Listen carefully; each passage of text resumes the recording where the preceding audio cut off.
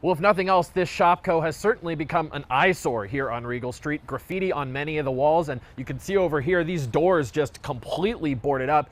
And we learned that police are indeed called here quite a bit, but if you look into the actual numbers, you'll find out it's not exactly crime central.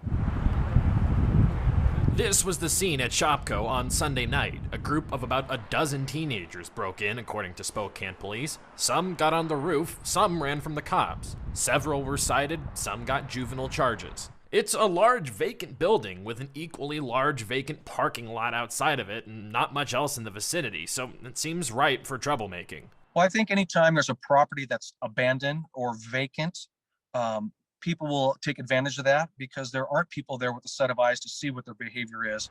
So it is a possible opportunity for people to gather and be up to mischief. Indeed, just since last September, SPD counted 59 calls to that location. That's nothing to sneeze at, but when you start to look more closely at the data, you realize it's not the end of the world either. 59 calls in a 6-month time is a lot, but not all of the calls are reflective of incidents that are happening at the property or to the property. It's just an address location. In other words, if someone sees something suspicious in the area and calls it in, they're likely to tell the cops it's over by the Shopko, since it's such a notable landmark, and so the call gets logged as at the Shopko. For example, there were kids that were playing in the woods with flashlights. Somebody referenced that address as the location. Furthermore, most of the calls aren't actually for crime. A lot are just for things like suspicious vehicles, abandoned property, people doing donuts in the parking lot. Of the 59 calls over about 6 months, only 1 was for burglary and only 4 for trespassing.